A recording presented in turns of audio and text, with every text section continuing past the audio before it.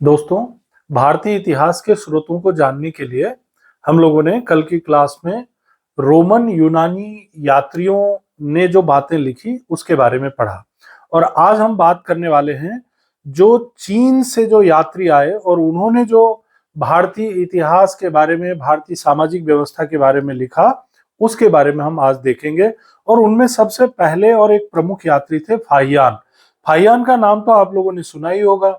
फाहियान जो थे गुप्त शासक चंद्रगुप्त द्वितीय यानी कि विक्रमादित्य के दरबार में आए थे 399 ईस्वी में। 399 एडी यानी ईस्वी में ये चीन से इन्होंने अपनी यात्रा शुरू की। इनका जो रास्ता था ये बहुत मुश्किल था। इसमें लंबी कहानियां हैं कि किस किस तरीकों से ये जो है भारत की यात्रा पर आए। एक बहुत ही डिफिकल्ट, कठिन रास्तों से होते हुए ये पाटलिपुत्र, काशी, कुशीनगर, श्रावस्ती और यहाँ तक कि तक्षशिला जो है वहां भी इन्होंने भ्रमण किया। इनकी यात्रा का जो विवरण है, उनकी एक रचना है फो को की। इनकी यात्रा का विवरण फो को की नामक इनके द्वारा लिखी गई एक किताब में मिलता है। और इस पुस्तक में हमें क्या देखने को मिलेगा? तो इस पुस्तक में हमें मिलता है गुप्त कालीन भारत की सामाजिक, धार्मिक और राजनीतिक स्थिति के बारे में। अच्छा, फाहियान ही वो लेखक थे, फाहियान ही वो यात्री थे जिन्होंने ये कहा था कि जो मालवा की जलवायु है ये विश्व की सर्वश्रेष्ठ जलवायु है। और फाहियान का मानना था कि ये जो मालवा का क्षेत्र है, इंदौर उज्जैन वाला जो क्षेत्र है, ये सम जलवायु का क्षेत्र है, यानी यहाँ ना अधिक गर्मी और ना ही अधिक ठंडी। एक दूसरी यात्री हैं हुएनसांग। हुएनसांग के बारे में अगर हम बात करें तो हुएनसांग जो थे ये भारत की यात्रा पर तब आए थे जब भारत में शासन था हर्षवर्धन का। हर्षवर्धन का शासन था और लगभग 629 ईस्वी से लेकर 645 ईस्वी तक ये भारत में रहे, यानी लगभग 15 से 16 वर्षों तक ये भारत में रहते हुए और फिर ये वापस गए। ये सबसे पहले पहुंचे थे कपीसा। कपीसा वह जगह है जो अफगानिस्तान का एक प्रमुख क्षेत्र हुआ करता था और उस समय भारत और चीन के बीच जो रेशम व्यापार मार्ग था उस पर स्थित था ये कपीसा। तो सबसे पहले हुएनसांग जो है ये कपीसा पहुंचे। इन्होंने अपनी यात्रा वृतांत यानी कि अपनी यात्रा से जो इन्होंने ज्ञान हासिल किया उसको लिखा सी यू की नामक किताब में। यहां पर ये किताब का नाम लिखा हुआ है। सी यू की नामक किताब में उन्होंने अपनी यात्रा का विवरण लिखा। और उस यात्रा में केवल भारत के बारे में लिखा ऐसी बात नहीं है, 138 देशों की जानकारी,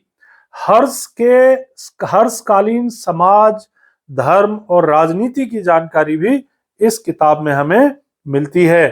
इन्होंने भारत में नालंदा विश्वविद्यालय, बोध गया और काशी जैसे स्थानों पर रुककर अध्ययन किया। और जब हुएनसांग भारत की यात्रा पर आए थे उस समय नालंदा विश्वविद्यालय के जो कुलपति थे वो थे शीलभद्र। शीलभद्र नामक जो विद्वान थे वो उस समय नालंदा विश्वविद्यालय के कुलपति थे और उनके साथ रहकर भी इन्होंने यानी हुएनसांग ने अध्ययन किया।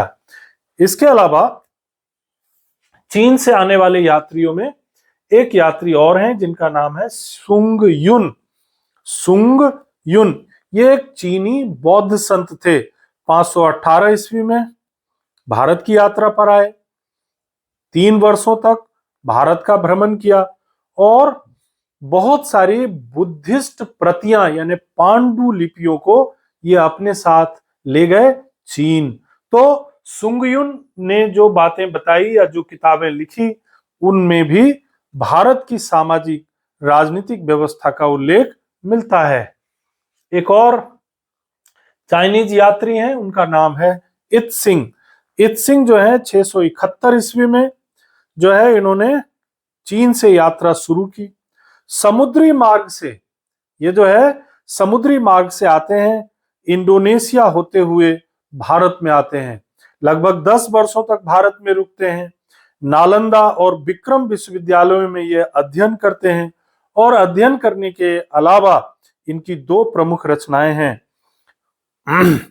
Biography of eminent monks, biography of eminent monks, और दूसरी किताब है a record of the Buddhist religion as practised in India and the Malay archipelago.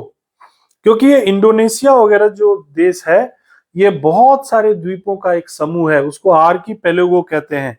तो ये चूंकि इनकी जो यात्रा थी ये समुद्री यात्रा थी, तो इन्होंने इंडोनेशिया में, मलेशिया में, इन सब देशों में जो इनको ज्ञान प्राप्त हुआ उसको भी इन्होंने अपनी किताबों में समेटा। कहने का मतलब ये हुआ कि चीन के जो यात्री, चाहे वो फाहियान हो, चाहे वो ह्वेनसांग हो, चाहे वो इत्सिंग हो, चाहे वो सुंग युन हो, इन्होंने जो किताबें लिखी, अब जैसे कि आपको बताया मैंने, फाहियान ने जो किताब लिखी उसका नाम था फो को की, जो ह्वेनसांग ने किताब लिखी उसका नाम था सी यू की, सुंग युन ने बहुत सारी पांडुलिपियों में के रूप में अपनी बातें रखी, और इत्सिंग ने दो रचनाएं लिखी, एक का नाम था बायोग्राफी ऑफ एमिनेंट मॉन्क्स और दूसरी थी a record of the Buddhist religion as practised in India and the Malay archipelago. तो इस तरीके से इनके यात्रा का जो वर्णन है, यात्रा का जो वृतांत है, उससे भी हमें भारत के सामाजिक, राजनीतिक और आर्थिक स्थिति के बारे में जानकारी मिलती है। अगर आपको ये वीडियो पसंद आया हो तो प्लीज हमारे चैनल को सब्सक्राइब कीजिएगा, लाइक और शेयर भी कीजिएगा। धन्यवाद।